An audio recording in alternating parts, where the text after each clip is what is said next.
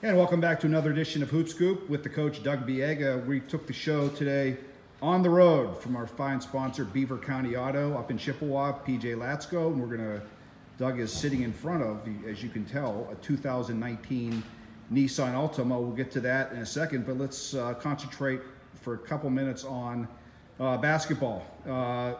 What happened at Duquesne the other day was, I think the people who left at halftime, I'm sure there were quite a few, were probably shocked at what they saw in the second half, 50-plus points in the second half. What was the biggest difference? Well, I had to think that Duquesne, with all the momentum going after the St. Louis win, then having Sincere not play against VCU, losing that game, you were trying to figure out how they would adjust to having that sort of expectations in a game like this, playing with him again, getting him back in the lineup.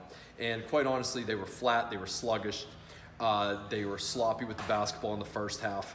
The second half, Coach Dambrot made an amazing substitution. He put Tavion Dunn-Martin in to start the second half instead of Frankie Hughes, which served two purposes. The first purpose was they could go into a much more pressure defense, forced them into 3 straight turnovers to start the second half. They only had one the entire first half, Rhode Island did. Forced them into 3 straight turnovers to start the second half.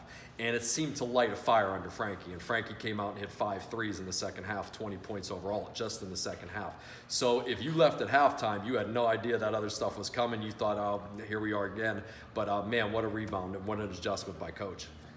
A guy we've been talking about a lot has been Mike Hughes, also Sincere, Dunn-Martin. But a guy you wanted to bring up, he's sort of gone under the radar a little bit. He's one of these guys that I guess does everything, is Marcus Weathers. Yeah, I mean, I am a huge Mike Hughes fan. I just think that a guy like Mike Hughes and now a guy like Marcus Weathers, the type of mentality they bring to your interior defensively, they play with an edge, they play with a toughness. It can't be overstated how important they are on the defensive side of the floor. And they're kicking in some numbers now, too. Their offense is rounding into shape. But those two particularly, you know, you always hear people say, I'd go in a foxhole with this. I would go in a foxhole with those two guys. They are fantastic. They're tough. I think they're kind of the backbone of what's happening out there right now. Coach Dambrot, everyone knew when he came here it was going to be a matter of time before he turned this thing around. The guy's a winner. He's been a winner his whole career. But last year he had 16 wins. This year he's already at 15. And also something I noticed that for the most good programs in college basketball, it's not a big deal. But Duquesne's 5 wins away from 20 wins, and they've only had that once since 1972. Is he turned this thing around maybe a little quicker than a lot of people expected? He's obviously ahead of schedule. When you trot out nothing but freshmen and sophomores, you don't expect this year to be that year, but it is. And I heard his press conference on the way over here where he looked, and you could almost hear what he's trying to get across to his guys. He said, are you guys done messing around? Do you want to just win games, or do you want to win championships? Do you want to be good, or do you want to be great? And I think he's really pointing at tomorrow's game at Dayton as let's see where we are now. You want to win this Atlantic 10, which Duquesne is more than capable of doing. They're in the driver's seat right now. Tomorrow would be a huge game because they've done well on the road, but they haven't done well on the road against someone like Dayton. This would be a real big win for them, as the back end starts to come.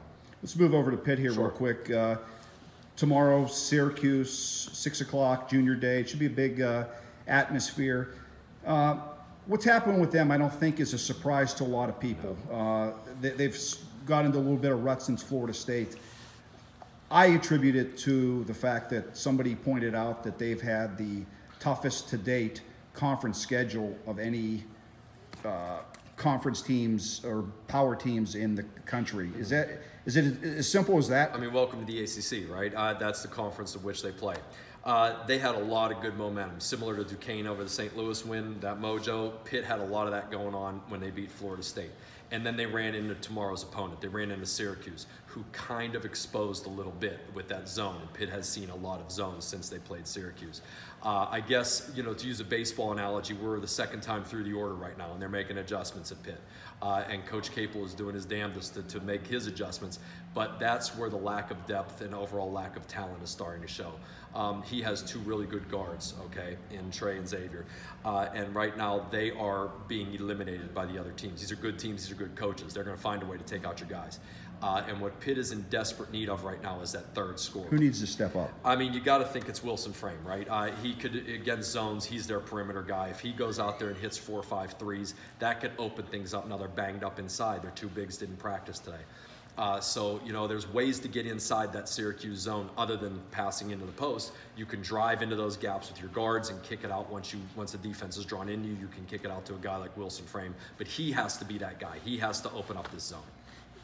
Is it too simple to say that now that they've played Syracuse's vaunted 2-3 zone that I don't want to say it'll be easier, but familiarity, or does it still come down to you got to have the personnel? Well, it will be physically easier. You know where to go now. You know what your plan of attack is. But there's something about mentally going to bed tonight, waking up tomorrow saying, I have to make these shots or we're not going to win. That's a lot of pressure. You know, you can get inside your own head knowing that if you don't shoot well from the perimeter, you're not going to beat this team because that's what they want you to do. So now you're forcing it. Now you're a little bit tighter. When that first couple goes in, that might change the whole complexion. You get confident you could shoot the eyes out of that zone. But until you do that, that zone has a way of wearing on you mentally and putting pressure on you as a shooter. All right, Doug, you got a special guest here we want to bring in. We want to appreciate and recognize Beaver County Auto for being a sponsor all year long with us during basketball coverage, and especially your coverage. You got a guest here. Yeah, slide in, Drew. This is my good friend, Drew Latsko. I have been a customer here, and it wasn't an accident that they came on as our sponsor. I've been a customer here since I've been a teacher at Beaver Falls, since I've been the basketball coach at Beaver Falls.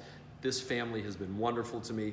One thing I will say about the Latsko brothers and their businesses is once you purchase a vehicle here, that's just the beginning of your relationship with them. There is not a time that goes by that I don't have a need with my vehicle that they don't exceed my expectations. So, Drew, welcome to the show. If you would like to go ahead and tell anybody about what you guys got going on this month. Well, I appreciate the kind words about myself and PJ and the dealership, and we do have a lot of great specials at our Nissan store. We always carry the Nissan Rogue, Nissan Sentra, and of course the all-new Nissan Altima. Has availability of all-wheel drive now, and the Nissan Pathfinder, as well as the Titan truck. And on the Dodge, Chrysler, Jeep side and Ram, we have specials all the time on Jeep Cherokees, Renegades. You also have the Grand Cherokee, and of course the Ram trucks, and the Chrysler Pacifica as well. Now, your customer service is ridiculously good. I just want to point that out to our viewers. Thank you, and I'm glad you said that. Well, when I'm done getting a vehicle serviced or looked at, I'll send PJ or you a text and I'll say the crew was great again. And 100 times out of 100, PJ's response will be, they better be. Yeah. So that's obviously something you guys take great pride in. We do. I mean, that's the business that we're in. We have to service you after the sale. Great. Because you do a wonderful job of it. We appreciate it, and also we just extended our service hours for Quick Lube Monday through Friday from 8 a.m. till 8 p.m. and from 8 a.m. till 4 p.m. on Saturdays. So check us out online at www.beavercountyauto.com and become a Bubba Beaver believer. There we go. Thank you. All right, Doug, we will check back with you. Big games tomorrow, and then Duquesne's back at the Palumbo Center on Wednesday against St. Bonnie. So we'll check in then. Thanks. Sounds good.